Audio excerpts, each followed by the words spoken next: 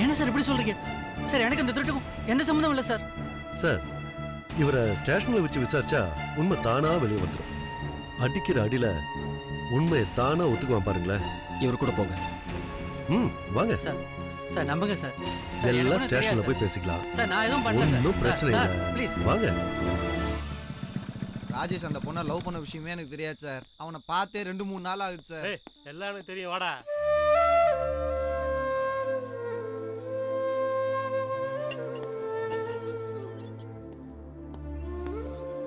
தண்ணி கொடுங்க.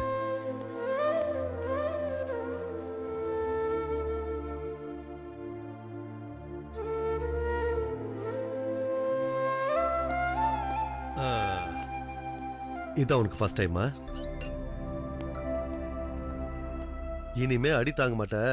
பேசாம பணத்தை எடுத்தேன்னு ஒத்துக்க. நான் வேணா அவங்க கிட்ட சொல்லி கேஸை வாபஸ் வாங்க சொல்றேன். சார் என் பிள்ளைங்க மேல சத்தியமா சொல்றேன் சார், நான் திருடல சார்.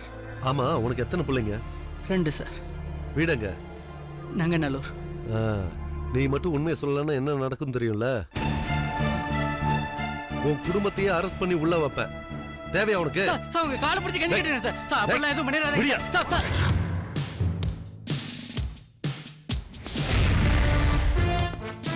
இதுக்கு மேலேயும் உங்ககிட்ட பேசி பிரயோஜனம் இல்லை.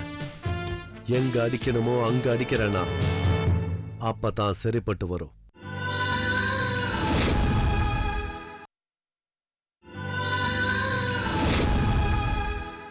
One, two, three, you go free.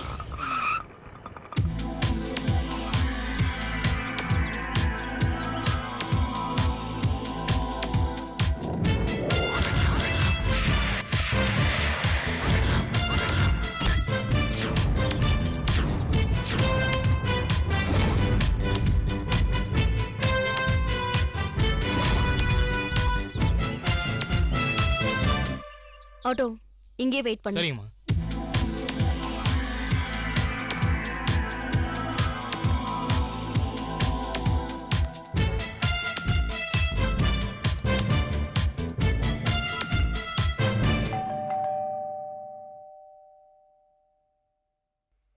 Oh God, beautiful under the green tree, who loves to lie with me, and to is Mary not who loves to lie with me.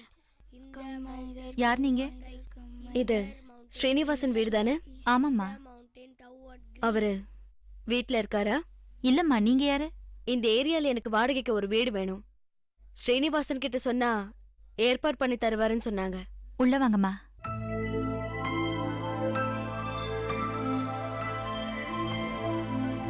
இப்படி உட்காருங்கம்மா. பரவாயில்ல பரவாயில்ல, உங்க வீடு மாதிரி நினைச்சு உட்காருங்க. தேங்க்யூ. எங்க வீட்டுக்கார் வர கொஞ்சம் லேட் ஆகும். உங்களுக்கு எப்படிப்பட்ட வீடு வேணும்னு சொல்லுங்க. அப்படியே நீங்க யாருங்கிற விவரத்தை சொன்னீங்கன்னா நானே வீடு பார்த்து கொடுத்துருவேன். டபுள் பெட்ரூம் இருக்கிற மாதிரி ஒரு வீடு இருந்தா போதும். நானும் என் ஃப்ரெண்டும் தான் குடி வர போறோம். 2 பேருமே ஒரு சாஃப்ட்வேர் கம்பெனியில் தான் வேலை பார்க்குறோம்.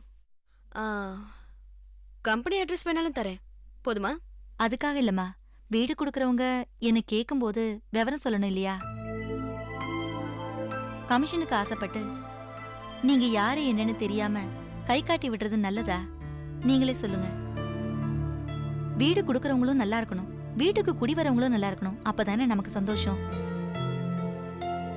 ஒரு 5 நிமிஷம் உட்காருங்கம்மா. பக்கத்துல ஒரு வீடு இருக்கு, நான் ஹவுஸ் ஓனரை பார்த்து பேசிட்டு வந்துடுறேன். ஓகே. இத பாருங்க கண்ணுங்களா, இவங்களுக்கு எந்த தொந்தரவும் கொடுக்காம நீங்க படிச்சுக்கிட்டு இருங்க. அம்மா 5 நிமிஷத்துல வந்துடுறேன். சரியா? சரிம்மா.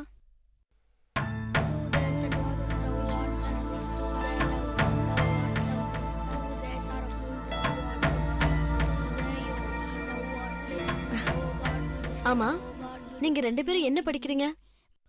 நான் 5th படிக்கிறேன். நான் 3rd ஸ்டாண்டர்ட் படிக்கிறேன்.